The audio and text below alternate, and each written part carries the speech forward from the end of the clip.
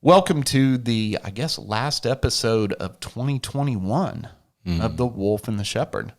It's been one heck of a year. I don't know if it's been a good year or a bad year, but we're going to release this one on New Year's Eve, which is tomorrow. So just so everybody knows, we're not actually recording this on New Year's Eve. But like we've done over the past, 2 or 3 episodes, we are streaming live on the little Wisdom app again. We do like our Wisdom app a lot better than Clubhouse. Yes, a lot better. Clubhouse. So if there's one thing that I can say that I am perfectly happy with 2021, it's leaving Clubhouse. Right. Yeah. I did jump on Clubhouse, I think like 2 weeks ago. And went into Jody's room, Jody Krangle. She was a guest.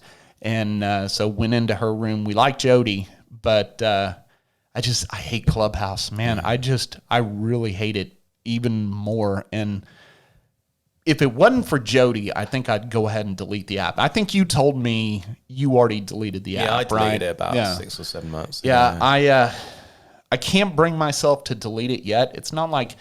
in you and I, we don't care about how many followers you've got and all of that crap. We've never been those people. But like for people like Jody, and there's a couple other people that I actually kind of like hearing what they have to say. That's why I can't bring myself to delete it. But actually, now we have contact info for Jody, but there's like 2 or 3 people that literally the only way I have to get a hold of them is on Clubhouse, but it's because I'm too lazy to find a different way, to get a hold of them. Right. So that's why I'm kind of still hanging on to Clubhouse. But I think maybe and I hate New Year's resolutions, but maybe my New Year's resolution is just to reach out to those couple of people that are left and say, look, I don't want to lose touch with you. Give me something else to get a hold of you with so I can delete this stupid app. It's kind of sad what Clubhouse turned into. It was a really good idea at first, but now just sucks. Can I just interject there and say, Clubhouse, if you want to send us a check, we will stop shitting on you. just put that out there. Well, this is in your hands, to be honest, Clubhouse, because we can't stop ourselves. Yeah. But if you send us money, we can kind of try and force ourselves not to. It just sucks that it was such a good idea, and then it just turned into absolute crap. I mean, it really did. It went south pretty quickly. It went south fast. It was updating like literally once a week. Every freaking time it was like, I think at one point I was running out of data on my phone plan because I usually have enough to see me through like the average month, right? And I'm on one of those plans with those smaller providers where, I don't go for the unlimited thing. Yeah. So, this app must have used like almost 2 gigs of data across a month, just updating itself constantly. It's like every few days or at least once a week. And you weren't even using the app. Yeah, and there was a full update to it. And it's like, for some dumb reason, I had my phone turned on, so it was doing the updates on, data rather than just purely over Wi-Fi. But yeah, that's that thing went to poo. I guess the sad part about Clubhouse, and I don't want this to be just an episode of, hey, let's see how much bad stuff we can say about Clubhouse. But you and I both, there was a dupe attemption on our part, right? We had how many people reach out to us saying, hey, we're fans and we want to help you and blah, blah, blah, blah, blah. And then it was like, yeah, and if you'll just pay me $1,000 a month or, any of this crap, or bring me more clients or customers or whatever. It's like every time you turned around, it was somebody trying to sell you something on Clubhouse. Right. It really sucks. But we like the Wisdom app so far. I mean, we're having fun with this. And, we had our first little talk, and now we decided, hey, when we're going to do our episodes, we're just going to go ahead and run the Wisdom app. And so if you actually want to hear us do our podcast at the actual time we're recording it, I guess download the Wisdom app and, follow us on there. And then you'll see actually when we record this stuff. I guess that's a bonus, and it costs you zero money. And we'll give you no notification of when we're going to record in any way whatsoever. So you've just basically got to listen to it 24/7, listening to nobody else, and just see if we pop up in the thing. Yeah, but hang on, isn't there something where I can hit announce thing? Yeah, in there, like I think I can. Oh, look, I can put something on Twitter. Oh. Let me see what happens. I don't know if that's the answer to really, because how many of our listeners are going to be on the probably very few Twitter channel just waiting for the breathtaking announcement that we've suddenly gone live? Yeah, probably nobody. But I hit the button anyway. So and it's look, the next time we do it, we're going to forget to do that anyway. So yeah, don't be sitting there trying to follow us on Twitter to figure out when we're recording, because we're not going to remember to actually hit the little share button. And I'm not even sure I did it right. Yeah. So New Year's Eve tomorrow. Do you know the words to Old Lang Syne? Old Lang Syne. Other than Old Lang Syne. Should all acquaintance be forgot? Should all acquaintance be forgot? In Old Lang Syne. Yeah, I'm pretty sure that's the way it goes. Basically. Yeah. So you know that's all I know. I don't think anybody really knows the words to that song. I did look up on Google like the words to the song, and then Well, why didn't? What a terrible segue that was. I mean, you literally could have brought that up on your phone. But they weren't very memorable. It's not like, oh my goodness, I wish I knew those words so I could belt them out when people sing it. But the parts where most people just, there's a good reason, because the lyrics are just, anyway. So, well, you're singing the best part of Old Lang Syne. If you get that first kind of few words out, the old acquaintance bit, and then the just Old Lang Syne thing. So let's do something a tiny bit esoteric, right? And then we'll just move on from there. Every time I hear the song, I sing a completely different set of lyrics. Hark from the tomb, a doleful sound.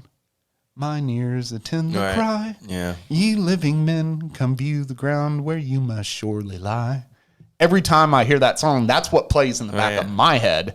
And I'm like, wait a second.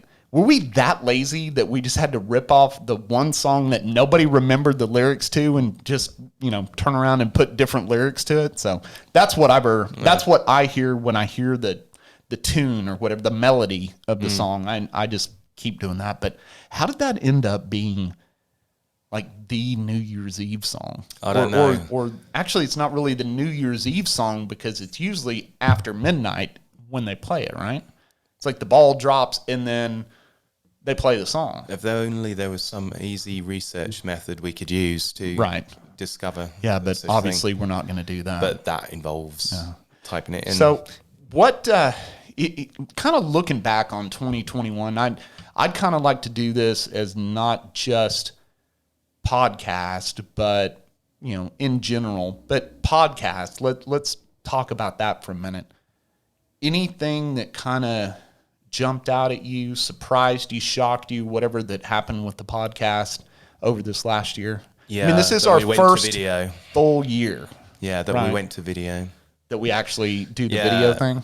Because we decided pretty early on that we had a face for radio, and then we got a 4K camera, which we've made so only broadcasts like 480p or something. Right. I think we finally figured out a way to make it at least 480p now. Yeah.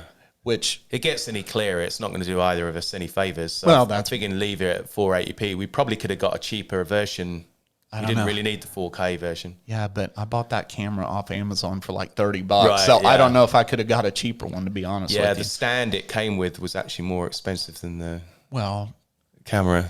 Remember, that's a repurposed microphone stand. Well, I know that. Because we did get new microphones at some point this year, which was good. I mean, our, what were they, like $20 microphones off Amazon that we originally bought for the podcast. It's like, these will do, and then we have our original boards still sitting up there on the shelf because, I'm too lazy to take it home.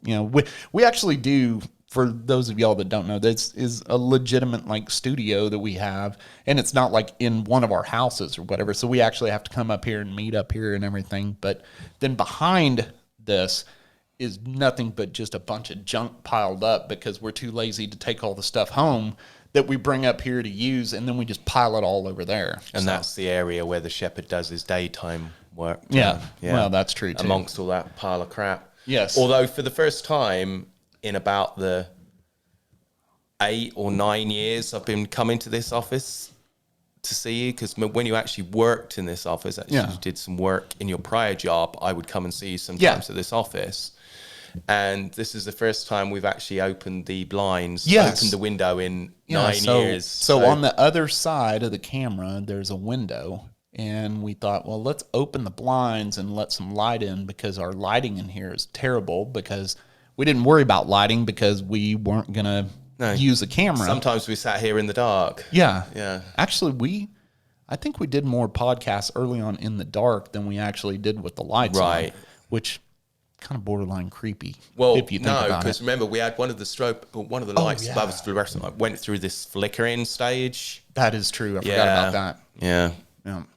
But yeah, I mean, think about from where we started, right? And with that old board and those crappy microphones and everything.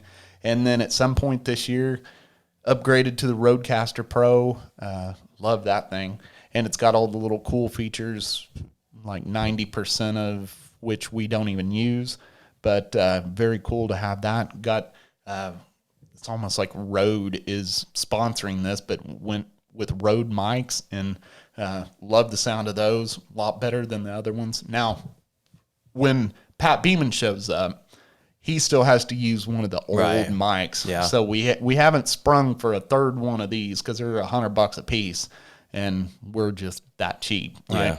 So Pat still uses one of our old microphones, but Pat doesn't care. I mean, the stuff he's got in his studio, freaking fantastic. And honestly, we ought to have Pat buy his own microphone. I mean, he has the money. Or he can bring one of the ones from his studio. He's got like a shelf with 6 or so on there. Yeah, but, Pat walks in and doesn't have to push all the buttons like we do. He has people that does that for him. Yeah. You think Pat's really going to bring something along with him? Well, a man who owns an island is not going to push his own buttons. Fair enough. Yeah, that's a good point. Yeah. But no, so upgraded equipment. I mean, that was kind of cool that we got that done this year. Met some interesting folks this year. Yeah. I mean, a laundry list. And I'd even kind of feel bad of naming a bunch of them because I know we're going to leave some people out. It don't matter. Yeah, but surely they'd be more memorable. Well, yeah, but yeah. I also want to make mention that if we don't name you, it's not that you weren't important, but there were just so many people, so many really cool people from all different walks of life that we got to talk to this year. It was really cool. And this is about your 4th can of Miller Lite, so if we do forget, there is a reason. Well, now, so I got an interesting comment from one of our listeners. I don't remember, and maybe you need to say, you quit drinking this year. 8 months ago. 8 months ago. 8 months tomorrow. So, wow. Well, first of all, congratulations on that. One of our listeners called me.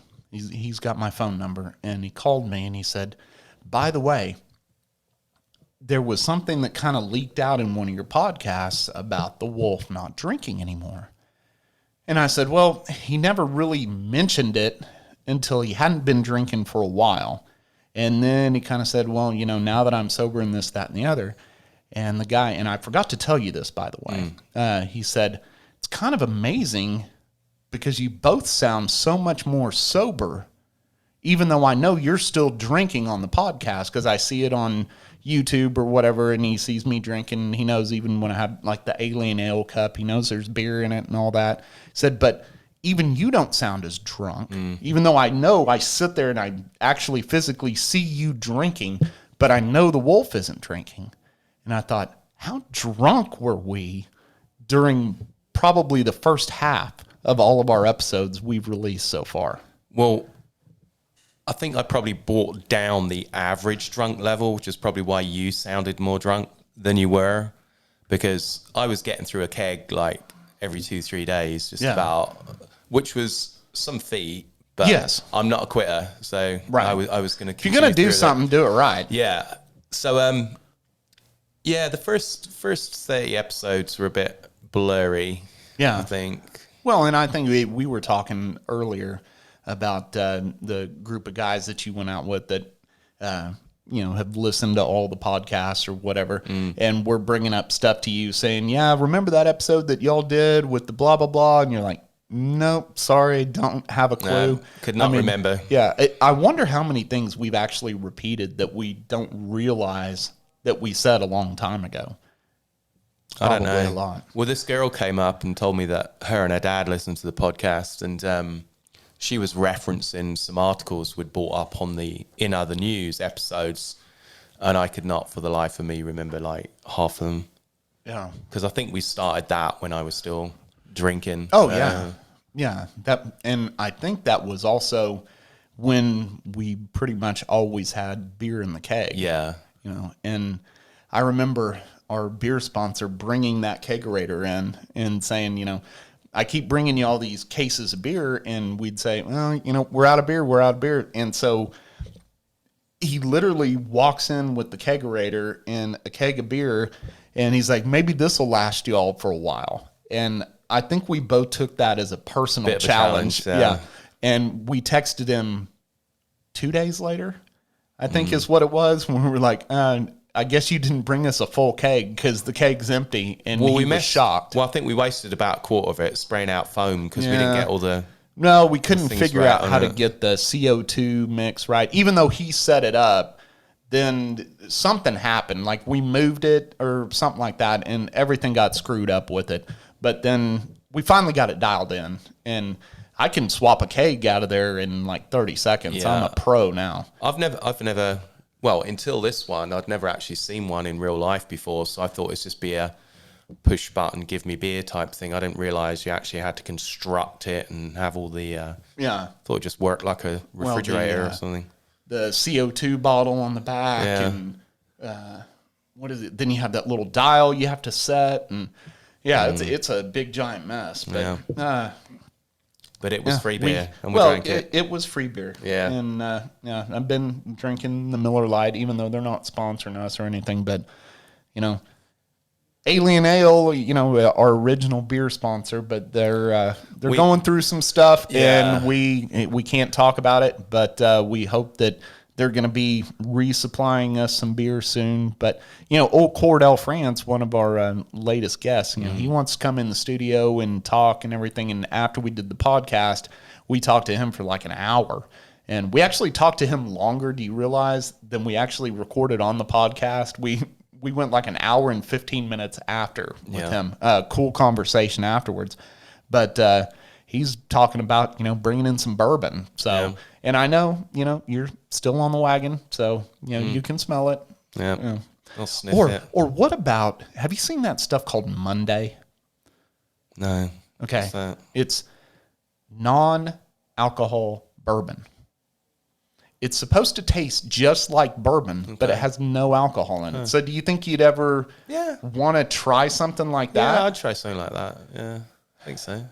I've tried some of the non-alcoholic beers, and I've never always been a huge fan of the flavor of beer anyway. So You've never really been a big beer person. I only ever really used to drink it because of the alcohol content. I mean, it's one of those things where pretty much anything, if it had alcohol in it, when I was like drinking, I would have probably drank regardless of the taste. Yeah, because you drank some nasty stuff. I felt I had to experiment because you always drink the same thing, or mostly always drink the same thing. And so I'd go to the gas station and I'd see all this bizarre looking stuff, and I'd think, yeah, I should probably try some of that, and work my way through quite a lot of different types of what was that terrible stuff. Weird thing that it like kind of towards the end, right as you quit drinking, you were bringing in like the big, huge cans. Oh my goodness, yeah. What was that called? Oh, I can't remember. Four Loko. Oh, that stuff. Yeah. Oh man, just the smell of that stuff just almost made me sick to my stomach. I do not know how you drank that nasty stuff. My now wife and I, about 10 years ago, used to buy that stuff before it got banned the first time. The first time? Yeah, because it came with an absolute ton of caffeine in it. Okay. It's the equivalent of like about 12 cans of Coke in one can of this Four Loko. I didn't know that. And so the Four Loko was already like about 12% or 14% or whatever. And it had this like completely deathly amount of caffeine in it, which apparently killed some lab rats or something, and they gave them too much to drink, which, Right. If you're a lab rat, you drink too much Four Loko, accident's going to happen. But Sure. they pulled it off the market because the caffeine content was too high, and the combination of that with a relatively high amount of alcohol was causing a lot of people to, pass out. Some people were having like heart attacks, heart issues through the too much caffeine, because obviously you drink like 2 or 3 cans of that. Not only are you going to be pretty drunk, but that's a lot of caffeine. Gotcha. That's like... So it went off the market, then came back on the market? Yeah, without so much caffeine in okay. it. Now So I'm not sure how much caffeine's in it all. So when it came back on, though, it wasn't the quote-unquote original formula then? That original stuff used to get you messed up. You could have 1 can of that original stuff and you would be gone. Yeah, but I heard an advertisement on the radio, and I can't remember the brand name, but it was like this hangover cure or whatever, and it was caffeine, though. Yeah. Like there was caffeine in it. So was the whole thought behind a bunch of caffeine in the Four Loko to kind of starve off the eventual hangover? No, because caffeine, you have to remember, it acts as a catalyst under most circumstances, right? It helps with the delivery of something, so it helps with the absorption of alcohol in the blood. But caffeine also increases your heart rate, right? So your blood's pumping around your system quicker, so it helps you get... So if your heart rate's going at like 130 miles per hour, like you've just sank 9 Red Bulls, then that's how the alcohol gets in your system quicker, which is why Red Bull and vodka is quite a dangerous drink if you have a certain amount, because it can really hit you super, super quickly. Gotcha. The taste of the vodka gets hidden with the Red Bull, but all that caffeine in the Red Bull. I remember when Red Bull was brand new. I was at a car show, and they were passing them out, and... they're like, hey, try this new drink. It's called Red Bull. And I'm like, oh, what is this? And they're like, oh, it's an energy drink. And I'm like, well, what's an energy drink? And literally, I mean, this is the infancy of the energy drinks, right? Were you like 5 at this time? Will you be like, what's an energy drink? Why are you wearing a suit? Why are you at a car show? Well, why is your nose so big? Does your mom think you're ugly? What? I don't have a big nose. Not you. Oh. I'm saying you're asking this dude a lot of questions at the car show. What do you mean, what's an energy drink? Figure it out. No. Put the 2 words together. Well, fair enough. But I remember the dude saying it tastes like a sweet tart. I don't know if that's true, is it? Oh, I agree. I still, every time I drink a Red Bull, which is very, very rare because I drink Monster drinks, but... I prefer Monster also. Yeah, no, I love Monsters. But to me, a Red Bull still tastes like a sweet tart, because that guy said, this tastes like a sweet tart. I've tried a few different flavors of Red Bull, because they come in those different colored cans now. Yeah, I didn't know that. Yeah, there's like green cans and whatever. Some of them are pretty nice, but to me, Red Bull's still too expensive for the quantity you get. Yeah. Well, right now at 7-Eleven, I get buy 2, get 1 free Monster. Yeah. But usually I go to Sam's and just buy a case at Sam's. Buy a crate. Yeah, and then, drink 2 a day. Still on 2 Monsters a day. Probably need to knock that off. At your peak, you were knocking down more Monsters than that, though, weren't you? No. Really? No, there's a time. No, every once in a while I'll drink 3 in a day. Right. But for those of you... no more than that. Those of you watching on YouTube who think he's talking about those regular cans of Monster, you used to get those tall ones, the ones which sound like a bomb going off when you open those. Oh, yeah, with the little twisty. Yeah. So probably about half a gallon of Monster a day. Yeah. Well, I used to drink sometimes 2 of those a day. Yeah. Which I guess is quite probably a lot, like Monster. 4 regular Monster cans, wouldn't you say? Somewhere around in there? Yeah, maybe. Yeah. But you'll drink them at night. Yeah, well, the caffeine doesn't keep me awake. Yeah, it does me, though. It gives me a little bit of a buzz, but the moment I try and go to sleep, it's like wears off immediately. So looking back on this past year, podcast-wise, who's been, if you, well, I'm going to put you on the spot with it. So putting you on the spot, 3 guests that you say to yourself, I probably never would have been able to talk to somebody like that, either in that field, that expertise, that whatever, that just kind of blew you away? I think Mary Spio, the director of Seek VR. Incredibly intelligent woman, deep space engineer. Right. No, she's fascinating. Yeah. But one of those people who just has the ability, despite her incredible knowledge, just to be able to explain things, in a digestible format. Yeah, and doesn't like talk above you, even though extremely intelligent woman, but doesn't talk above you, can talk to you, and not make you feel stupid. Yeah, and obviously our product and everything is like super exciting. Oh, yeah. So if people want to go, wolfandtheshepherd.com and check out the episode list there. Yeah. Look up Mary Spio's episode. That was certainly very interesting. That was a good one. You will very, very likely want to buy what it is her company manufactures. Right. Yeah. Next person, I think one of our recent guests, Ryan Peterson, was it? Or Pattinson? Peterson. That was that's how you pronounce it. And Ryan would be on my list. Yeah, he just incredible guy who knows the Old Testament inside out, and he spoke to us about the Nephilim. I tried so many times to throw that guy a curveball, and he hit every single one. That guy is amazing. Yeah, so those of you who hadn't heard that episode, we weren't just kind of like trying to waste away 19 hours talking about the Old Testament. It was very specific to the Nephilim, which are basically fallen angels, giants, and like most of you listening, we didn't really know much about them other than having read the word, and it's one of those things which was never discussed in church. And so he came and basically gave us all the skinny on what the Nephilim are, what they're about, and how they murdered and raped all our his 2 DVDs, ancestors. Extremely interesting. Yeah. So Ryan would be on my list. Dum-da-dum. You know what? I think Katie Hess, the flower lady, because that was one of the most bizarre type ones. I never imagined I would be having a discussion about the essences from flowers to help me be more proactive. No, Katie, and we've talked to Sam from Kitcaster about her. That was one of those episodes where she was so relaxing just to talk to that, if you were nervous or, had a bad day, maybe your blood pressure's up, whatever, just listening to the sound of her voice calmed me down. Yeah. I mean, it was kind of bizarre, and that's not what it was. What is that? ASMR or whatever that's really popular that tries to make you feel better by audio or whatever. It's not like it was one of those episodes. Just her.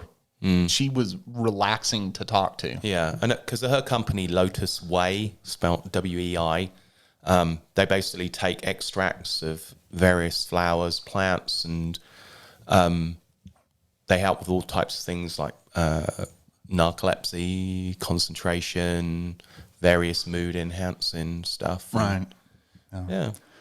But she was interesting because, it was an approach which made a lot of sense, but not a topic I'd ever thought I'd be having a discussion on in 2021. But I think you hit a really excellent point in the 3 people that you said. I don't think we would have ever talked to those 3 individuals or someone in their fields if it wasn't for the podcast. Well, normally we don't really talk to anybody, so you could have named any of the guests we had on the show. Oh, fair enough. Short of your mum, who you spoke to, and your mum and your dad, who you spoke to on like the 100th anniversary episode or something. I don't think we've spoken to anybody we'd have normally spoken to. Well, exactly. But that is the one cool thing about the podcast, that we do get to talk to some really cool people. And we get to learn things. Yes. Yeah, we do get to learn things. Even things we didn't know that we wanted to learn about. Now, there have been some episodes where we've been a little bit selfish in the topic. So Frank Kane, for instance, our Bigfoot expert guy. We like talking about, crazy, weird stuff like that. So having Frank on, that was kind of a cool one for me. Still follow his Instagram page and all the stuff that he makes and all that. That one, to me, was one of the cool episodes of the year. And I think that's where we started to make that transition to say, hey, we're doing these Zoom calls, right? And we have the video. Why don't we just put the video on YouTube? And I think that's right about the time where we flipped from the little audiograms on YouTube to actually putting the videos on YouTube. Yeah, I think I'm looking forward next year to the possible exorcism episode, which we're doing with Kung Lee's wife and mother-in-law. Kung Lee's Kung, very cool dude, kickboxer and actor, and he came on our show back to back with another MMA guy, Kevin Ross. And Kevin, another cool guy. Yeah, super cool dude. But yeah, Kung Lee. And by the way, both of them, so down to earth, so easy to talk to. And you wouldn't think that, knowing, they're fighters. Yeah. I mean, they literally have fought for a living, but are so down to earth and easy to talk to. Yeah. It's kind of shocking. For two people who can beat the crap out of you with the power of thought. Yeah. They were extremely nice. I mean, I felt like they could both just kick our ass through the Zoom screen, call. Yeah. We're like walking on eggshells, kind of like don't say anything offensive, Yeah, I mean, it's like Junior Erickson. I mean, he's, he made a return appearance on the podcast and everything. I mean, he's another one. You just kind of look at the guy and you're like, I think you can kick my ass through this computer screen. Yeah. Like, it just, they're scary dudes, but then you realize they're actually really nice guys. Yeah. I mean, they really are, but... Yeah, so that episode, if we do the one on exorcism, that's going to be fun. Hopefully that's not going to be a live exorcism because that always causes issues. That would freak me out. But we are going to try and get a psychic on who's going to do a live reading on the air, right? I would love to do that. I know you've kind of bounced that around. Yeah. Let's not divulge too much about what's going on in that. But Corby was a cool guest. I mean, the stuff that she had to say. She's very Colby Midfield, she's a great psychic and everything. She was a lot of fun. Yeah. A lot of fun. I think my favorite episode though that we recorded this year had to be the shamans. You're right. Do you want to explain why? Well, let's just say that I had an intoxicating substance that pretty much knocked me out for the entire episode. So it is the only episode, and we mentioned this with Cordell France the other day when we weren't recording, but it's the only episode that I pretty much do not participate in, and even at the very end, you had to do the final little thanks for tuning into this episode of The Wolf and the Shepherd. And I think that's the only episode that I have not finished. I had to push some buttons as well. Yeah, you actually had to run the board on part of that. That was unnerving. Yeah, that kind of freaked you out a little bit. Yeah. So when the liver converts tetrahydro cannabinol to 11-hydroxymetabolate, it's important to dose correctly, right? Yeah, if you're having any type of consumable, because they react very differently. You did not. Didn't dose. You did not allow me to take the proper amount on that one. I gave you like 3 gummies and said, "Hey, eat those, see what it does." Yeah. And then the rest of the episode, literally, your head was on that table. I asked you one question, and your answer, you just went, "Yep." With your thumb like that on the table. That was it. Yep. Rest of the episode. Yeah. It was a good episode, though. I mean, you held your own. You held your own. You were always concerned that would you be able to go ahead and do a whole episode by yourself? You had said a long time ago you didn't know if you could ask enough questions and carry a whole episode. You found out during that episode that you could do it. Yeah, I knew you could. Yeah, I was kind of concerned you were going to suddenly wake up, not know kind of where you were, and start going on about something. Because this, although it wasn't broadcast live, I mean, it was recorded live with not really any editing. Right. And yeah, that could have gone a bunch of different ways. Thankfully, those 2 shaman are now my cousins because they're my wife's cousins. Right. My wife's cousins. But yeah, that was an interesting episode. Who do we want to talk to next year? Who do we want to talk to next year? We get asked by our partners over at Kitcaster. Who are we looking for?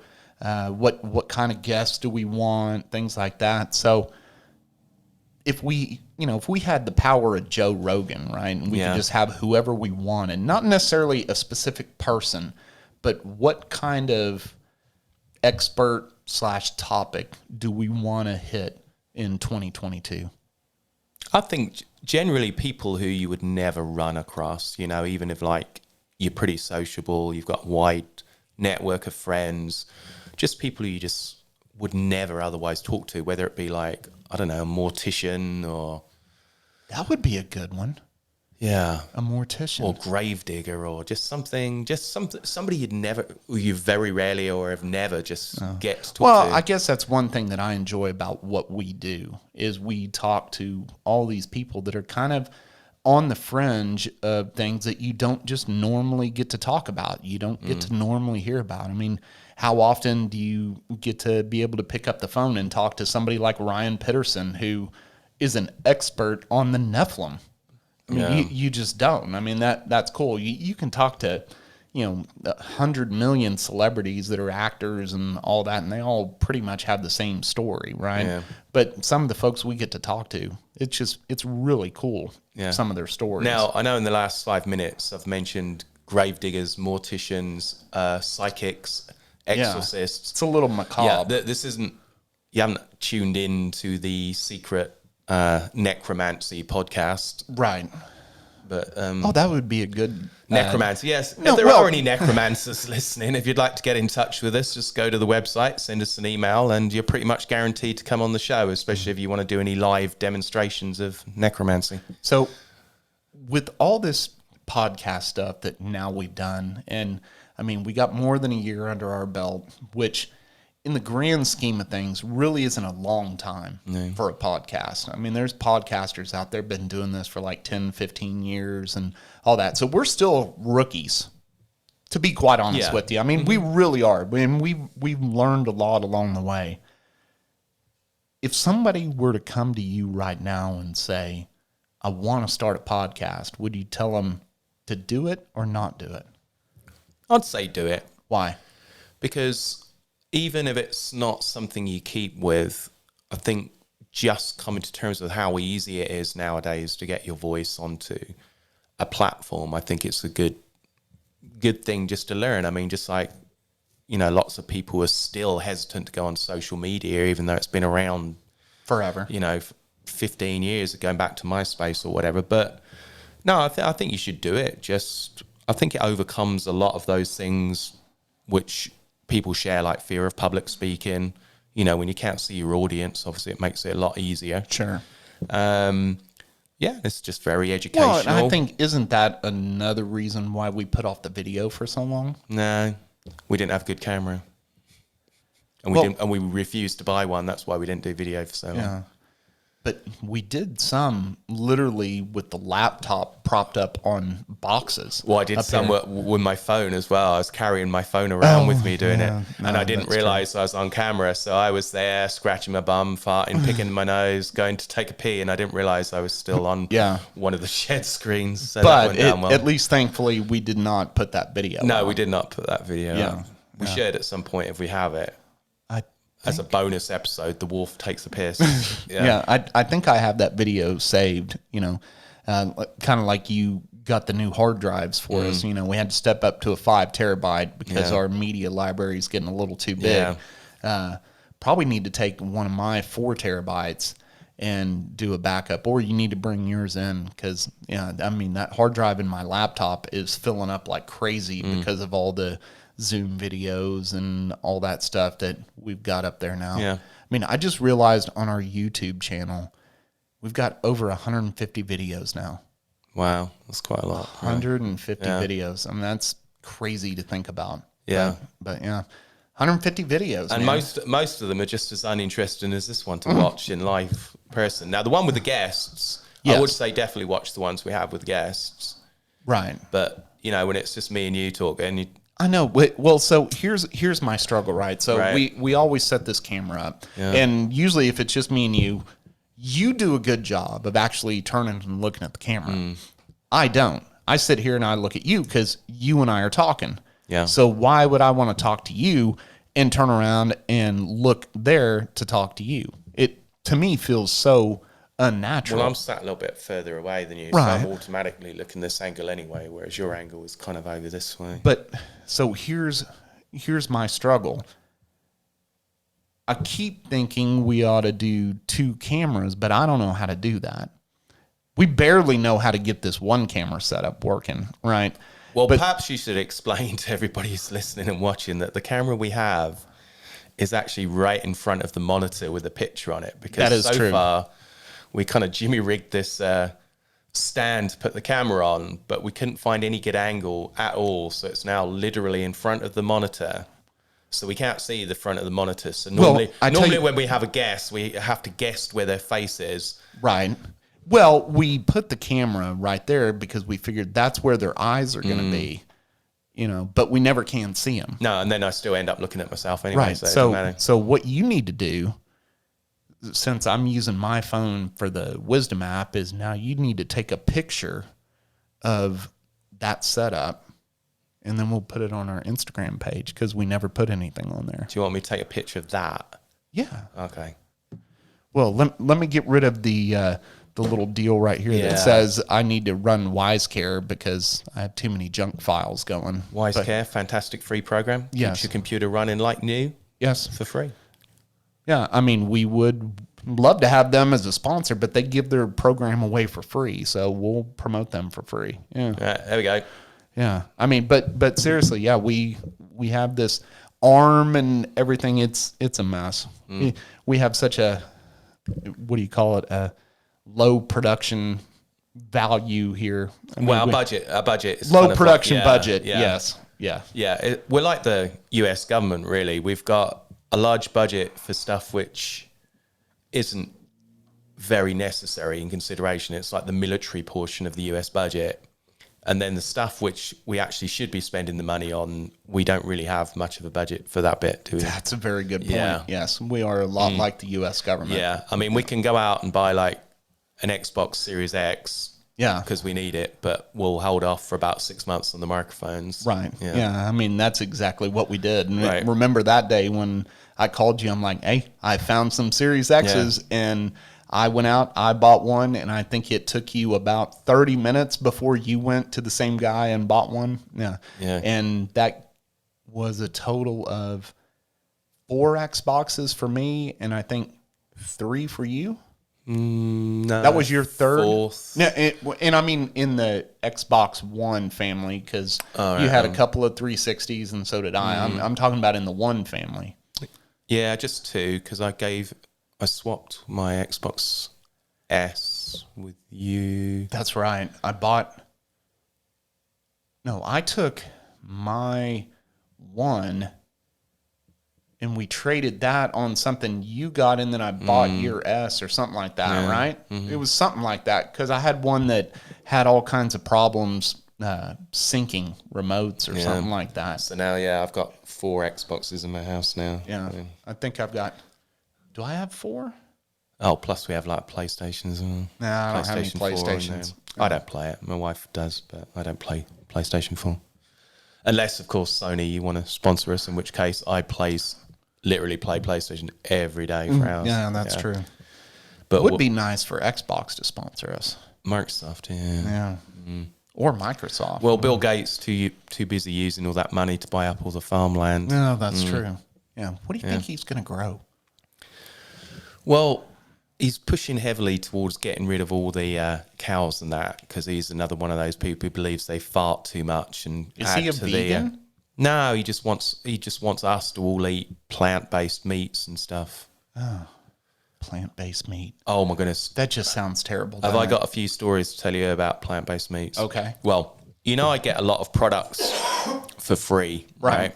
As not necessarily mystery shopper anymore type things, but I get a bunch of products for each month, and I write reviews on them, and so they keep sending me vouchers for free stuff, and it's pretty good. I probably get, I don't know, maybe about between $200, $300 of groceries a month for free. And recently they've been sending a lot of plant-based stuff. So there's been like plant-based chicken nuggets, plant-based burger patties, all that stuff. And I'll be honest with you, the flavor's just not. It's not there. It's not there. You've got to put a lot of cayenne or sriracha on it to kind of hide the fact that you've just eaten a chickpea plant or something. Right. I can't get behind that. I'm 99% certain. The texture's almost there. They've done so much better with the texture. It's almost indistinguishable with the texture on the beef. But there's something though that I've never had any of this plant-based meat stuff at all. But I'm 99% certain that if you try and, like, I come over to your house and you're like, hey, I'm going to grill some burgers, right? And you grill these plant-based burgers and then I bite into it. I'm 99% sure if you don't say a word to me and try to fool me, I'll know. Oh, you'll know. I'll know that it's not Absolutely. real beef. Oh, yeah. No, you can tell immediately it's not real beef. It's just the same thing with the chicken. I tried they do like a spicy chicken nugget thing, again, plant-based, and it tasted worse than the regular flavored one. So I don't know what they used as a spice. It's like, well, look, you're already using fake meat, so maybe use at least some nice spice to go on Good spice. Yeah, some good spice. Yeah, like you say, cayenne or sriracha or something, because you can put enough of that spice on something to hide the horrible flavor. Right. So then you got to ask yourself, well, if you've got to put all this spice on there to hide the horrible flavor of the actual product you're eating, why eat that? Right. I just don't get it. Yeah. And another thing with like the whole cow's farting thing, right? It's because of the diet they give them. They feed them on stuff which causes a lot of flatulence. I thought they ate grass. And they feed them a lot corn and all types of crap. A lot of stuff. Okay. Cows don't just eat grass. The ones who relax, the milk cows, the dairy cows just eat grass. But the ones who fatten up, the ones you eat, they don't just eat grass. I've got some bad news for you. Some bad news for you. We live in Texas. Yeah. Every field that I drive by that has cows walking around, they're not out there eating corn. Yeah. They're eating grass. Do you not pay attention? They're out grazing, mate. Yeah. They don't eat 24/7. They're just out there grazing, relaxing, waiting for the visit from the bull. Okay, but they're still eating grass. Yeah. They're not eating corn. Not I don't drive by cornfields and see cows out there saying, "Oh, look at that! I'm in a cornfield." They feed them grain.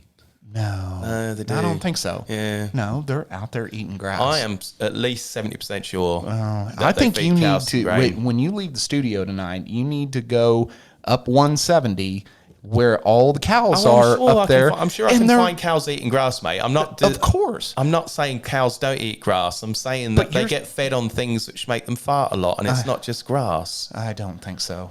I think you're making this up. All right, I'm going on to Google. Okay, that's fine, because I know I drive by cows all the time, and I look at them, and they're out there eating grass. It's not like they're sitting out there like, oh, let's have a salad today, and I'm eating lettuce and tomatoes. They eat what they're given, I think. Yeah, they're in a field eating grass. There's something wrong with you.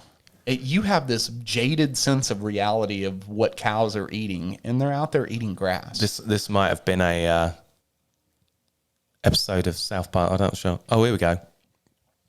More than 50% of cow feed is actually grass. Farmers call it hay and silage. While people often think, oh, how about that? Closed off before I could get the truth. There we go. While people often think dairy cows are fed a high grain diet, in reality, they eat the leaves and stems from corn, wheat and oats far more than they are eating grain like corn kernels. So they do feed them that's to fatten them up, mate. But that's dairy cows. You don't eat a dairy cow. You drink the milk of a dairy cow. You don't eat the dairy cow. Yeah. I'm talking about the cows we eat. What do they feed cows in America? All cattle are grass-fed, but some cattle are fed a diet that includes corn for part of their lives. Okay, well, that's for like the East and West Coast cows, not good old Texas cows. Oh, you see, there is American Meat Institute, corn-fed versus grass-fed beef. Yeah, grass-fed beef is here in Texas where meat is good. And the corn-fed cows are on the East and the West Coast where like the meat sucks. Yeah. Wow. So, yeah. I think that's the least of your problems if you live in Oregon eating a dodgy burger. That's probably true. Yeah. Although I have had really good hamburgers on the East Coast. You have? I have had very good hamburgers in New Jersey, believe it or not. Went to a place in New Jersey and had an excellent hamburger. Can't remember the name of the place. It was a little hole-in-the-wall bar in New Jersey and had a fantastic hamburger there. So some places on the East Coast, they do it right. Yeah. I will tell you, I have never had a good hamburger in California, especially In-N-Out. Hate In-N-Out. Can't stand it. Yeah. It's not Whataburger. They need to keep their food from infiltrating our state Exactly. as well. We'll send them Whataburger, but they can keep their In-N-Out burgers. Why should we send them Whataburger? Well, so they can expand and taste good burgers. Maybe they won't be so miserable and complain about everything. Oh, hang on, though. You might be onto something. If we sent Whataburger to California, would that keep the Californians in California and they would stop moving to Texas? Well, no, it feeds some up for the journey here, so they wouldn't die on the way. A bit like so the old frontier days. Bad idea then. Yeah. Okay, I thought I solved the invasion problem that we're having. No, getting invaded on all fronts here. Yeah, I know. It sucks. Yeah. So, 2021 can't let go without mentioning COVID, which ended here in Texas, I think, sometime around November 2020. No, I think it was like after the 2-week stay at home, flatten the curve. Yeah, it was like, hey, curve's flattened, we're back to normal. Everybody was like, bullshit. Yeah. Not doing it anymore. So no, Texas has pretty much been normal all year. So it's quite interesting reading the news, turning on the news and seeing national news or international news, because it seems like there's a lot going on out there. But honestly, if you didn't turn on the news, for the most part, other than a few people walking around with masks on every now and then, in Texas, you really wouldn't know COVID's a thing because everywhere's open. Right. You know, most of the businesses which closed down temporarily are back, plus more. Yeah, but there are some that never made it back. Right. Which is kind of sad. Yeah, but those ones are probably going to go anyway. A lot of them probably... COVID did them a favor. Maybe. Yeah. And that's kind of mean to say it that way, but sometimes the truth hurts, right? But do you now kind of find it weird? There's the Amazon truck. Now, as we mentioned, did we order? First time we've had the window open or the blinds open for like literally 9 years, and there's a regular Amazon Prime truck, which you see probably a dozen times a day. Right. And it's parked outside the window, but now we're like, oh. Yeah. Now I'm point at it as well. Right. I'm starting to think, did I order something? But I can't, I don't think I've it gets past a certain time of day and you forget sometimes when you order things. So, Primnesia is what they call that. Yeah. And now that we're thinking about what have we ordered from Amazon, I completely lost our train of thought of what we were talking about. Well, it's definitely nothing from any of our guests, because I always tell our guests to send stuff to my home address so I can have it. And I never get to see any of it. And not really bring in. Yeah. So that's not true. I did bring in something for you. No, the Tony box. I bought you in that adult underwear stuff. Oh, yeah. No, that's true. Adult Depends. Yeah. But that wasn't for me. It was if you wanted it. Well, fair enough. Could have worn it. Yeah, no, that's a good point. But what were we talking about? 2021 and COVID and how in Texas. I was going to ask you. It's gone without delivering anything, by the way. Yeah, they didn't knock on the door. So, don't you kind of now find it weird when you see someone with a mask?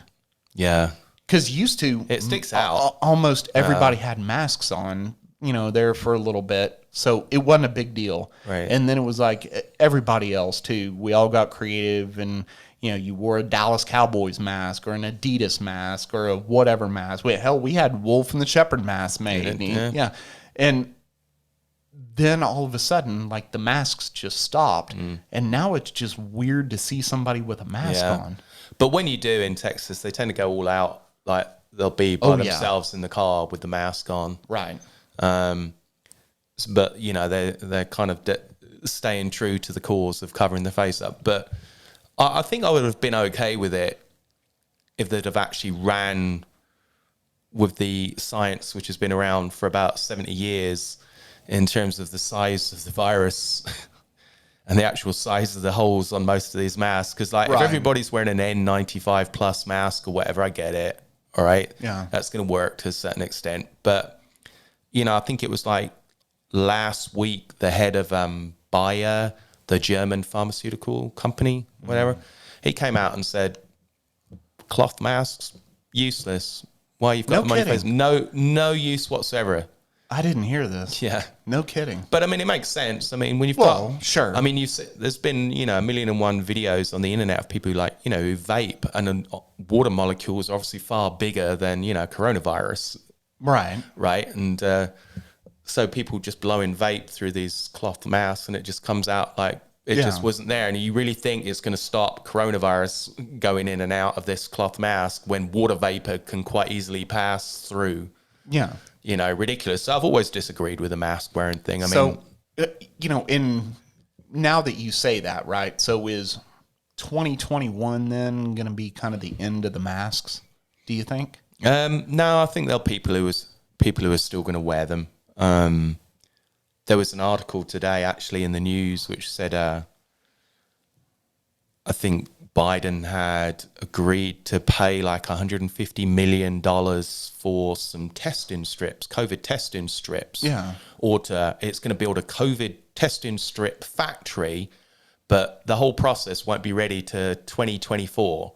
So it's like, well, exactly how long do you expect this whole thing to be going on for? That this thing isn't even going to be operational for like another 2-3 years to get all these quick testing stuff out. It's like you still think in 3 years' time, people are going to be like, well, better test if I've got COVID before I can go and buy a turkey at Walmart. The one thing that bothers me is the shipping containers that just pop up in these parking lots and then hang a banner on it that says COVID testing station. Right, yeah. It's like, I really want to trust somebody operating out of a shipping container for some kind of a medical need.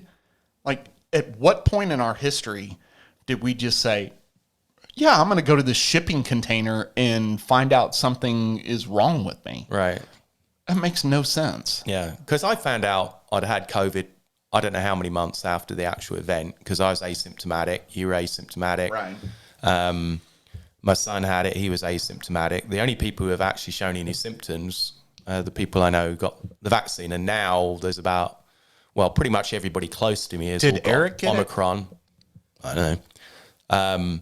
But no, there's about 5 or 6 people in my close circle who have got Omicron at the moment who are all vaccinated. Yeah. You didn't tell me my wife's got it. Yeah, she got it. Cindy's got the Omicron? Yeah. It's just like a head cold. She's got a little bit of sore throat, a little bit of cough, that's it. Okay, but do they tell you that you have the Omicron? Oh my goodness, no. They just assume, because without isolating the virus, right? The virus sample, and you got to go send it through certain cycles in the lab, and that's the only way you can actually tell what variant it is. But they just assume, because CDC came out yesterday or the day before and said they'd messed up the estimates by like 75% on who had Omicron and who had Delta, because they just assumed everything in this new spread was Omicron, when apparently now it's mostly still Delta, which I don't know what difference that makes, unless you're trying to scare people of like, most people are just not having any symptoms really with Omicron, so let's keep people scared and tell them it's all Delta, or whatever difference that makes. I don't know. If we were going to place a bet right now. Yeah. How many more variants are we going to have? Well, I think they'll keep milking the cash cow. We're at 3, right? We just had we had the original old school, the and alpha, then Delta. We had the alpha strain. Right. But I thought they had the Indian one, and then because that wasn't Delta, was it? Was the Indian one Delta? Yeah, but Omicron, isn't that a Greek letter? They're all Greek letters, mate. Right. Yeah. But that's not the 3rd letter of the Greek alphabet. No. So how did we jump that far ahead in the Greek alphabet? Well, this one should... there's a bunch of frat boys pissed off right now because they've screwed up the Greek alphabet. Well, the most logical one they should have used next was the one which basically translates to Z or whatever, which is... Zeta? No, it's... Isn't Zeta the Z in the Greek alphabet? Well, it's one which sounds exactly like the head of the Communist Party in China's name, Z. It's pronounced like that, or at least the translation to it when you say it in Chinese. If the World Health Organization had called this variant blah blah blah, whatever this next Greek letter is, when you translate that into Chinese, it sounds exactly like the leader of the whatever. Okay. I'm with you. So as the WHO are kind of like China's little lapdog, they had to skip the next logical letter in the Greek alphabet and move on to the World next Health one. Organization, not the 70s rock band. No. Although they would have done a much better job of managing the pandemic. So. I think Roger Daltrey would probably have, figured it out quicker. Baba O'Reilly. Yeah. So we waved mostly goodbye to COVID in 2020, and so we will wave goodbye to it again in 2021. Yeah. I know there are some areas of the country. 2022, though, are we still just dealing with all the same stuff? I don't know. I mean, is there like a light on the horizon, or are we getting closer to normalcy, or is this the way it's always going to be? The way I look at it is that you look at Florida and Texas, right? Our infections per 1,000 people is lower than states which have severe lockdowns, constant mask mandates, all this other stuff. And so I think there's still people are still feeling their way in the dark with it, which is why they flip-flop, the quarantining period now being cut from 10 days to 5 days to keep society running. Well, it's like, if it doesn't really increase the danger, then why didn't you do that to begin with? If it does increase the danger, then what the hell are you doing? Changing it from 10 days to 5 days if you genuinely think it's dangerous. But if it's not dangerous, then why on earth was it 10 days in the first place? Right. Well, look, I still look back on this whole mess and I say, if we would have just been honest and said, look, we know, and this is the government, this is the CDC, this is whatever. We know y'all are looking to us for answers, right? But we really don't know. We think this. Let's try this. If we're wrong, we're wrong. And if we're right, great. But if we're wrong, we'll try something else. Instead of, you have to do this. Like mandate, this, that, and the other, right? Yeah. If they would have just been honest and say, look, it's a brand new disease. We don't have a clue. We got a bunch of smart folks trying to figure this out. Just, work with us or whatever, and be a little more apathetic, I guess, towards the general public versus the demanding that you have to do this. I would have been more on board with it. I've been like, oh, okay. They don't know what's going on. Hell, I don't. I'm no doctor. I don't get that. If my doctor tells me I got to do this to, take these pills, call me in the morning, you'll be better, I'm going to take the pills. Okay? I'm going to trust my doctor. He goes to school or she goes to school, does all this stuff. I got to trust them that they have my best interests in mind. But don't just demand something out of me and you don't know. Right. Just be honest with me. Well, I think, why can't we just be honest and say, nobody really knows? It's kind of like the mask thing. It's like, you got to do this. You got to do this. Okay, great. But if you would have said, maybe this works, we're not sure, but it doesn't really hurt. So can you just give it a shot? It's like when you tell your kid, look, just try the peas, okay? They're not going to kill you. If you eat peas on your plate, they're not going to kill you. Just try them. Not, you have to eat your peas. If you don't eat your peas, you're going to die. You're going to die in your sleep, a horrible, painful death if you do not eat these peas. Kid's going to be like, oh my God, and sit there and eat the peas, right? Is this a personal anecdote at some stage in your life where he's... I could have replaced that with curry. All right. Yeah. Because I don't like curry. Yeah. Well, my big problem is the continuity of everything, and that, it's one thing claiming science changes, but you have to hold your hands up at some point and say, perhaps the data we were basing decisions on... Are you ready for a soliloquy? Soliloquy. Yeah, because I'm going to run down to the restroom, so you're going to have to 21 seconds, apparently, is the average pee time for mammals. Yeah, well... Yeah. So you can look at the timer. Yeah, I can. Yeah, but you're going to have to carry the podcast now while I'm gone for a minute. I'll count down the 12 minutes it takes you to pee. So, basically my issue is, if you make a mistake, admit it and say, look, based upon the decisions we made on the earliest data available, we've realized perhaps this is not true or no longer true, and we got it wrong. But we have the best intent, and we will alter things as we go along. But please forgive us, we're trying to save people's lives. We're trying to get society back to normal as quickly as possible. And if they were that open about it, I would be okay with things. But everything seems to be, trust this, don't question it, otherwise you're a conspiracy theorist and all this crap, which is far from the truth. Because, I mean, I've had every vaccine I had to have as a child and growing up. And, you know, I weigh up, I guess, the risk of having the disease with the risk of death or passing it on. And they've proven that anybody can pass this on, whether vaccinated or not. You carry a full viral load, so it's not going to stop you infecting other people just because you have a vaccination. They still, even on the CD website, say may lessen the severity of the disease. Now, if I'm going to take something and it may lessen the severity of something, I can get with that. But if by all of the science which has been available for years and years, I'm at a low risk, why should I be forced to have something which is possibly going to have no effect on me?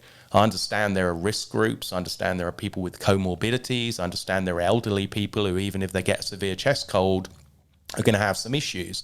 And so I do believe people should be protected. But surely there are ways, in the same way as we protect vulnerable people in society at the moment, that we don't make the whole of society suffer, you know, based upon this data, which, again, they seem to change what it means from week to week.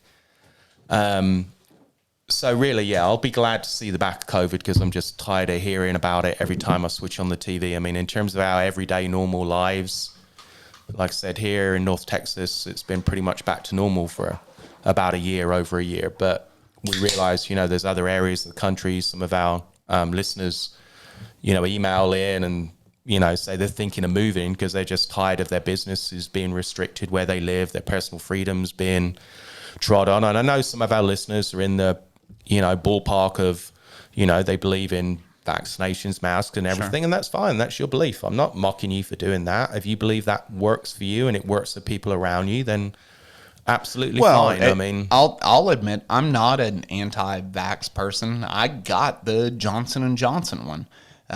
The shittiest one. Yes. Yeah. You know, there were 3 available. Yeah. The third best one is the one that I got. Yeah, the shittiest one, Well, not only that, but it was a one-shot deal. I didn't want to go get 2. The wife, she got one of the 2-shot ones. I don't know which one it is, whatever.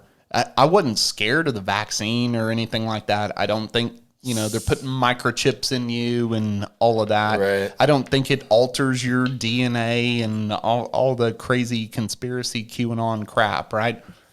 But I never was a big flu shot person. Right. Because I was like, well, I get the flu. I'll get over it. That's fine. The only reason I got a vaccine was because I was told that if I traveled for work, I was probably going to need it to be able to get on an airplane and do all that. And I'm like, hey, look, I'm not afraid of it. So, yeah, go ahead and stick me in the arm, whatever. I mean, I drink like a fish. I, you know, have nicotine running through my veins. What's one little shot going to do to me? And so I wasn't scared about it. Right. I didn't think it was going to be the end-all, be-all savior of me by any means. But I also understand why some people don't want it. And I also understand why some people just think it's the end-all, be-all, like, and then they get the booster and then all of this other stuff, because there are so many people that just over-medicate themselves. Right. Right. Not necessarily, what's the term? Hypochondriac. Yeah, it's not that they're a hypochondriac by any means, but there are some people that just like, oh, there's this certain thing wrong with me, so I better take a bunch of medicine, right. You know, versus letting your body and your immune system take care of you. Yeah. So, well, you know, as I was saying before you went for your pee, you know, there was some like... And it was exactly 21 and a half seconds. If there was any level of continuity with the message they were giving, you know, I'd probably take it in a little bit better. But, you know, when you consider that cancer and heart disease are the 2 leading killers in the United States, right? And the third one is medical malpractice. And the fourth one is the ingestion of curry. I don't think so. That's like not even in the top 10. Oh.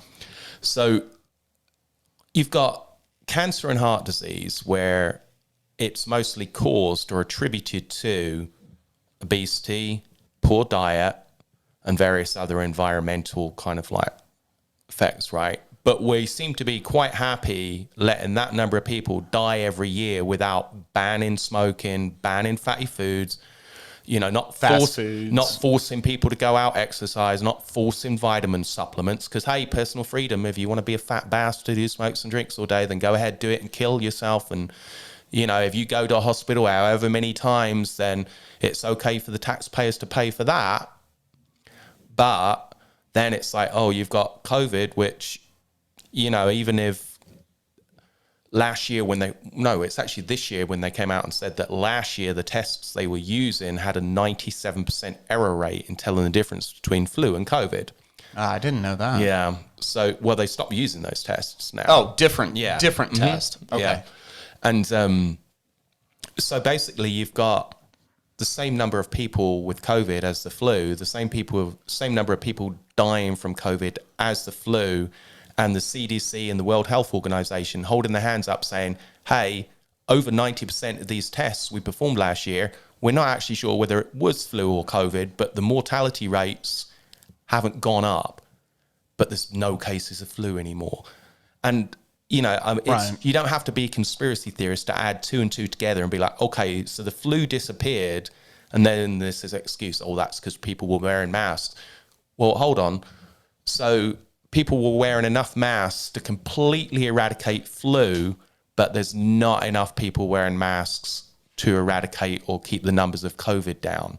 Because if they'd have said, oh, there's been 22,416 cases of flu, you'd be like, okay, that's a reduction. It, you know, social distancing, people staying at home, blah, blah, blah. You know, that will explain why there's a reduction in number of cases of flu, right? But to suddenly go to 0 reported cases of flu and everything being COVID, again, is going to make people suspicious, right?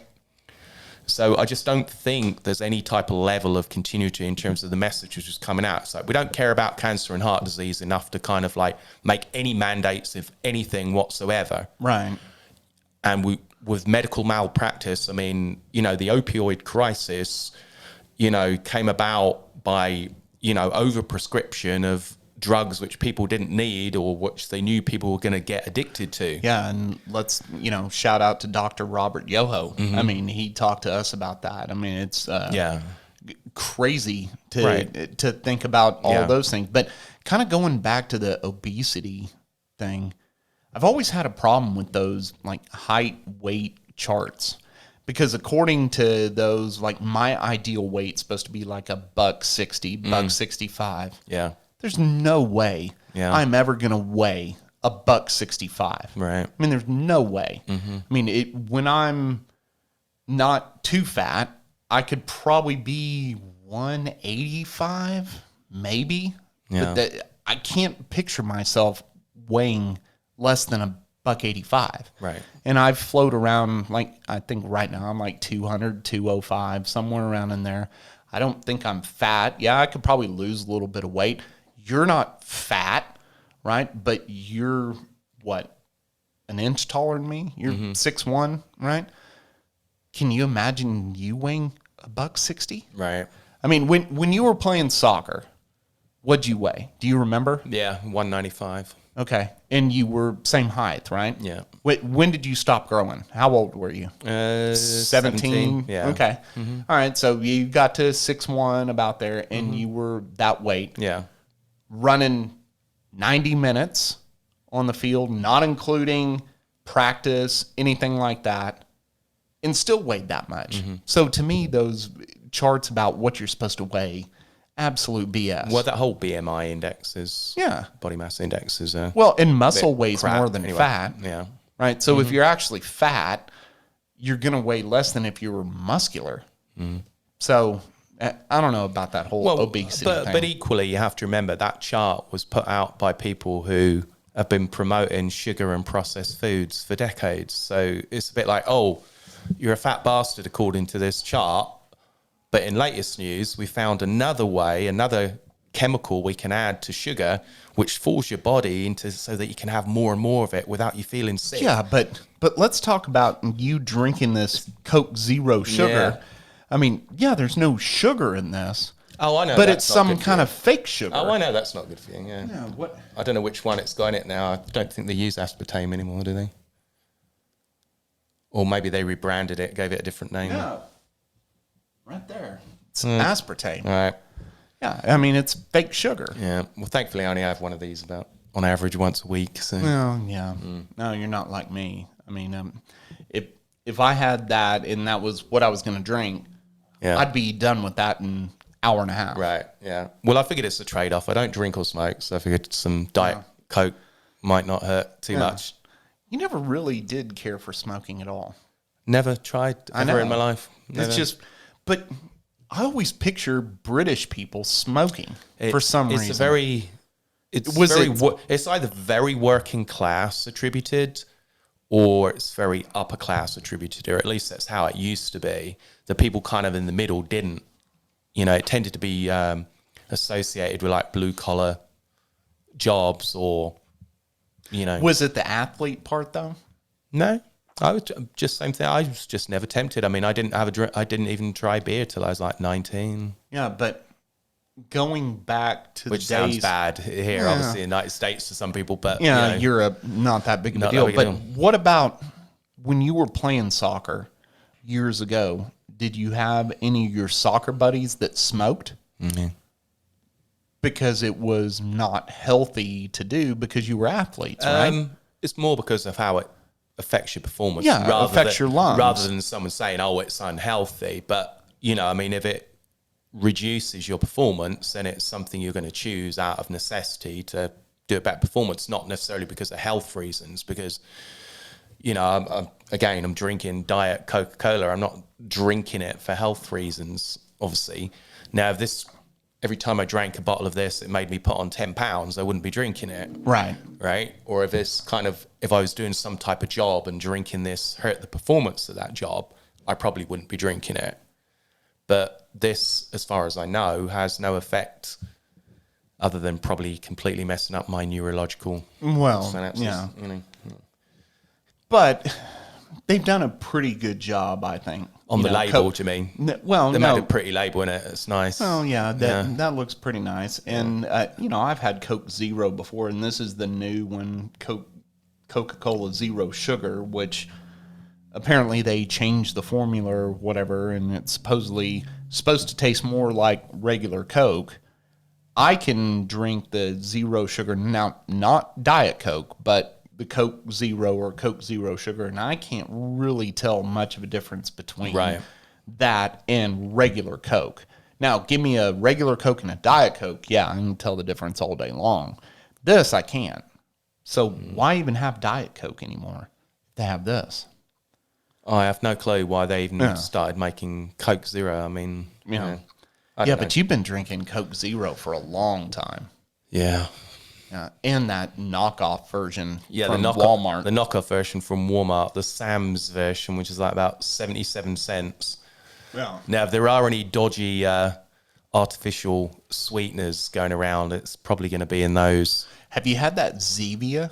No.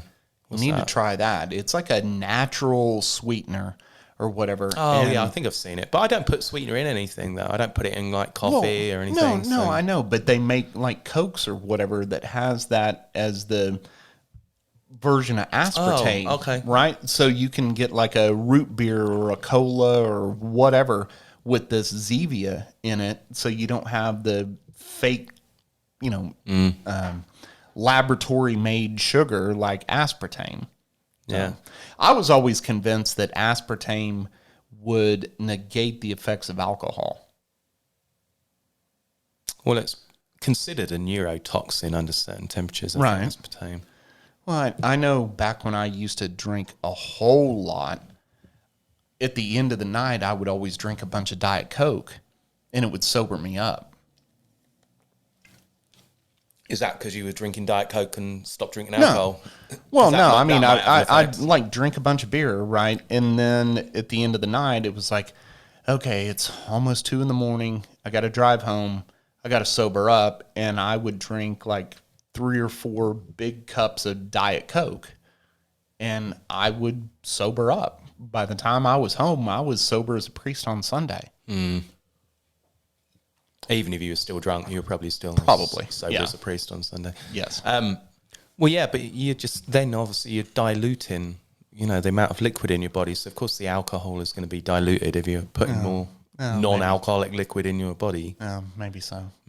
So, do you have any big plans for New Year's Eve? No, not at all. Just gonna stay in. Not gonna bother watching that crappy ball dropping bullshit on whatever. I haven't watched that in years. Yeah, I think Do they even do it anymore? I think so. I mean, I watched it once about 2002. I think it might have been, or maybe it was after 9/11. Maybe 2001 I watched it, but I haven't watched it since. To me, it's a bit boring, and I don't really care what goes on in Times Square, to be honest with you. No, I don't either.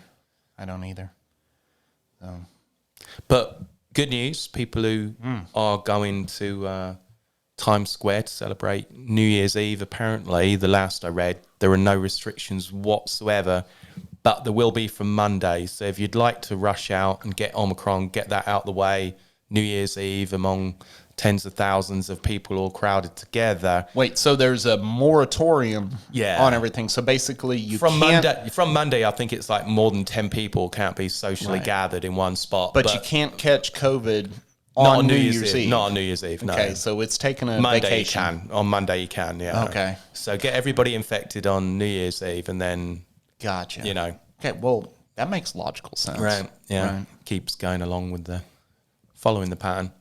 I love it. I absolutely love it. So, what are we going to do with the podcast this year? This new year, 2022? We're just going to keep plugging along? We going to do anything different? Well, I thought there might be an episode like if you had a magic wand and we had like Jamie Vernon as young Jamie from Joe Rogan. Joe Rogan, If we had, young Jamie and as a producer, and we had the power of Joe Rogan behind us and everything, and we could do whatever the hell we wanted to do, what would we do with our podcast in 2022? Probably research some topics rather than making stuff up on the spot. I don't think we'd ever do that. I don't know, really. I've always been careful about wanting to overproduce the podcast because me too. I automatically get turned off by bells and whistles on a lot of things, and I don't ever want it to lose a conversational format. Once it stops feeling like a conversation, I feel like I'd stop having fun. Right. I don't like the traditional question and answer approach. I don't like you've got to discuss this, and this within this constrained period of time, and you can't talk about this, and this. I mean, when you sit down to talk to your friends, you don't have all those constraints up front. It's like, okay, nobody mentioned the 6 people my wife's been sleeping with. Nobody mentioned the fact that my youngest kid looks really ugly. All these topics are completely off the table. What I would like to get through is this conversation is if any of you could lend me a lawnmower, because mine's a pile of crap. And nobody sits down and has a conversation like that. So why have a podcast based around conversation where you're pretty much exactly putting in those rules of what you can and can't talk about, how long it can and can't last? It's like, if you want conversation, have a podcast which is conversation. Yeah. Well, I totally agree with that. I think one thing that I enjoy about our podcast is we've stayed true to our roots with how we started it. Minimal effort. Minimal output. We've made a little bit more of an effort, as things have progressed along. We've been kind of forced into that, and there's nothing wrong with that. Usually that effort is within the first 30 seconds, when we've got to get everything ready to go, and then we just, hit the button and go, right? But I got to admit, I listened to 4 different podcasts today, other than Joe Rogan. I listen to Joe Rogan, a few times a week whenever he puts new stuff out, depending on who he's got on there. I don't think we've ever hid the fact that we're Joe Rogan fans. But I listen to some other podcasts, and it just baffles me, I guess, how hard they try, and it comes off so fake. Does that make sense? Do you know what I'm trying to describe? It's like it comes off so fake that it's not just that person talking to another person, or then maybe they have way too many people involved, and that can turn into a mess. I know we've struggled with that with more than, you and I and one other person when we had the batch guys on. We were kind of concerned. It's like, okay, there's two of us and there's two of them. How's this going to work? We made it work, and it was okay. It wasn't the most ideal format, but we still had a great conversation with them. The more people you have involved, the more difficult it is to follow and not try to talk over other people and this, that, and the other. But man, I've heard some stuff just today in some other podcasts where I thought, how are you still doing this? Like, it's just, who's listening to this? I'd rather just put on a TED Talk or something and learn about something than listen to somebody who's trying to disguise education as a news update. By that, I mean, it's just so very professional in how it's put out there, but it's, supposed to be this new medium, this new channel of distribution for entertainment, which is different than what exists already. But I think too many people try and turn podcasts into what is already out there.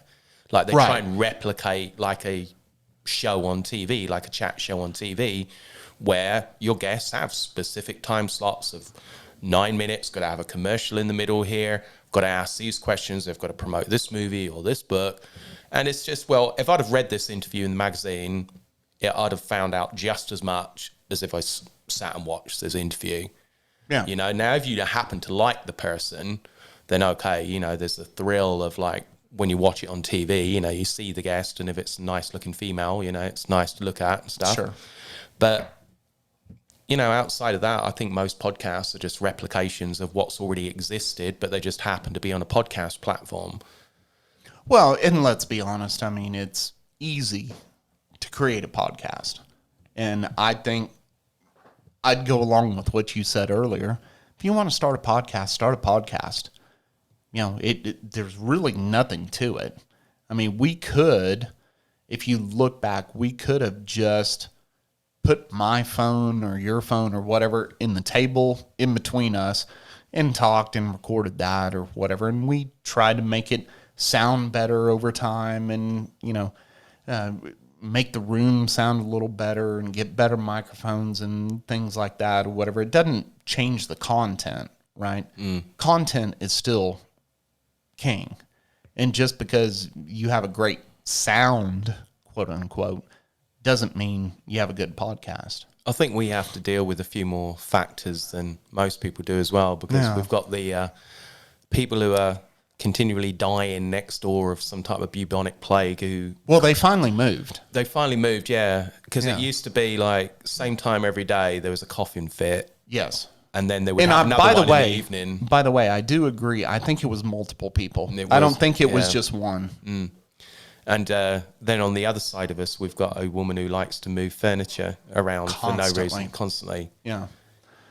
And we have a window. Sometimes we'll see her like go past the window, pushing a chair, and then there would be like a 30-second break, and she'll come back past the same window, pushing the same chair. Yeah. And just don't have a clue why. No, she only has one chair. Yeah. No kidding. It's actually kind of sad. But no, I mean, I still love what we're doing. I can't believe we've been doing it this long. I mean, I said earlier, we're still rookies. I still look at us as rookies in the podcast world, don't you? Or do you feel like we're veterans? No, I feel still very much at the beginning stage. Oh. The fact that most people still don't even know what a podcast is, I mean, not. How difficult is that, trying to explain to people how to listen to a podcast? I mean, still, you would think everybody knows what it is. I went to the Keller Tavern, what was that, last week before last, whatever, Leah Gloria Montez, she put a event out there and went up, passed out some T-shirts and some stickers and everything, and actually met some folks that listened to the podcast there, which was, kind of cool.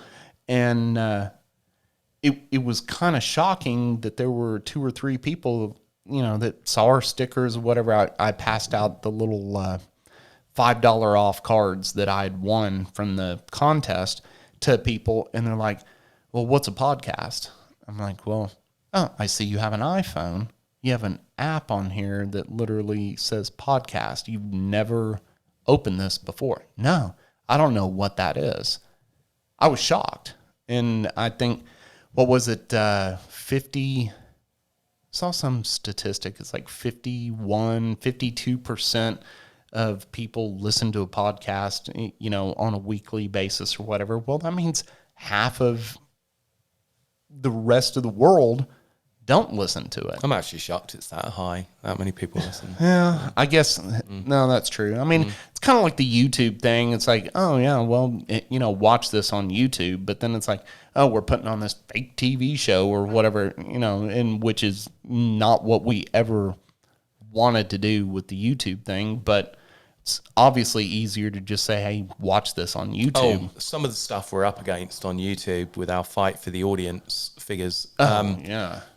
What a mess that is. There's a man who likes to punish his own feet, and I can't remember the name of the YouTube channel. I unfortunately followed a link from Reddit, and basically this dude got this nail gun and nailed his own feet, his bare feet, to a skateboard, and then skateboarded around for a bit. But apparently he does other not nice things to his feet as well, and he's got a whole monetized YouTube channel on that. Wow. So like I said, I can't remember the name of it, but I can't imagine it should take too long to find. So those of you who want to go and see a man be an arsehole to his own feet, nail him to a skateboard. Yeah, just that's interesting. Go search, yeah. Yeah, that's what we're up against. Yeah, good for him. Yeah. I mean, I watch some of the, I don't really watch it. I kind of catch it out of the corner of my eye, the stuff my kids watch on YouTube, and I'm blown away that these channels have such a big following. Kids playing with toys and stuff like that. I'm like, you have this toy.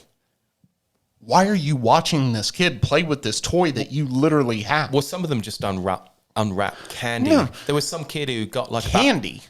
Just unwraps candy. Yeah, and I think the channel made like about $9 million in 1 year. Just like all these different candies, like you can go buy like, I don't know, like Mexican candies, Asian candies, in like certain stores and all this. Yeah, just unwraps them. I can't really remember whether the kid even ate them. But yeah, just unwrapping. Like some of them, they come with like free gifts, like little toys and all that stuff. Like Kinder? Yeah, all that type thing. Well, so basically their entire channel is just unwrapping these candies and, getting about $9 million a year for unwrapping candy. Honestly, more power to them. Yeah. Absolutely. They're doing better than we're doing. Right. So, good for them. Good for them. Well, you about ready to wrap this up? Well, I do want to end on possibly one of the best stories. Given mine and yours attitude towards killer robots. This is the best possible news we could have got. Oh, okay. Right. So I found an article. As you're looking that up, I'm trying to figure out. So we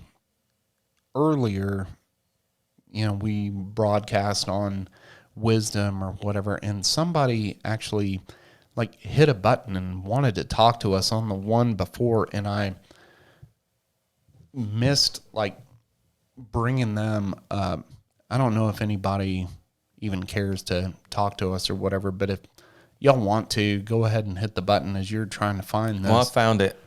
I'm ready to roll with the best news I've heard all year. Go ahead. I don't know if you're listening, mate. Well, I'm listening. I've got headphones in. I can hear you. Right. Anyway, China replacing soldiers with robots in Tibet due to poor performance. Okay. Right. Continue. So the Chinese military is reportedly moving a large number of unmanned ground vehicles into the Tibetan plateau, taking over duties from ethnic Han soldiers in the People's Liberation Army. Now, that doesn't sound very exciting. No. But it suddenly jumps to the Chinese were reportedly spotted using all-terrain walk-in excavators, remote-controlled spider-like construction robots to build roads along the Himalayan border. Now, then it says, the PLA has moved 88 sharp-claw unmanned ground vehicles, or UGVs, into Tibet and 38 of them in the western part of the province. So far, all right, Chinese are using robots, right? One of these robots carries about 200 kilos of ammunition, has a range of 50 kilometers, and it has a 7.62 millimeter light machine gun on it. Nice. So this is getting towards our utopia of autonomous robots who can just patrol and just shoot people without any human interaction whatsoever. Mm-hmm. Now, we had hoped it'd be laser powered, but this is just relying on good old bullets at this moment. Right. Well, we can't have everything. Yeah, it uses a hybrid gas-electric engine, so it's partly environmentally friendly. That's good. As it drives around, killing people randomly. It's pretty, environmentally friendly. And they're introducing a whole bunch of new vehicles which are going to patrol all of the Chinese borders, like other countries. It's going to be purely robot patrolled within a few years. So I thought that was kind of good news because we've been looking forward to killer robots, and every now and then we get this news article with this robot who looks like it can really... It's like almost there. ...do you in, and then we see like some guys there with this big control panel and joypads and having to control this robot's every move. Right. We were just looking forward to the completely autonomous killer robots who every now and then might get it wrong, but that's the price to pay. So saving the wages of the Chinese soldiers, I think. But what you're saying is we're there. We're there. We've got killer robots. So that's probably the best news could have had this year. I hope we get some over here. I do too. I think that'd be fun. Yeah, I think if they can get them to patrol school crossing zones, that'd be good. Mm-hmm. If you're not slowing down enough, it just opens fire on the vehicle. Yeah, but it would be better than most of the school crossing guards that we have. Yeah, you're not fond of those, are you? No, I'm not. No. That's like one of the lowest forms of, people that they get out there and they're trying to do a good job. Some of them are. Yeah, but you almost kind of wonder, are some of them trying to get the kids hit by cars? Because they're not that motivated of a workforce. Well, you have to remember some schools are overcrowded, so if you want to reduce the numbers, the best way to do it is probably hire really shitty crossing guards. That's a good point. Yeah, that is a good point. That is something that schools could do. Well, Happy New Year. Happy New Year to all y'all out there. We're looking forward to doing some more podcasting in 2022. Have some interesting guests coming up. Don't want to divulge any of that stuff yet, but been in talks with some people that going to be coming on the podcast. Going to be very interesting, and we hope that you're enjoying all this stuff. We enjoy doing it. We appreciate all y'all's support. If you're watching this on YouTube, click our logo down there, subscribe to the channel. We'd appreciate that. And that will do it for this episode of The Wolf and the Shepherd, and we will catch you on the next one.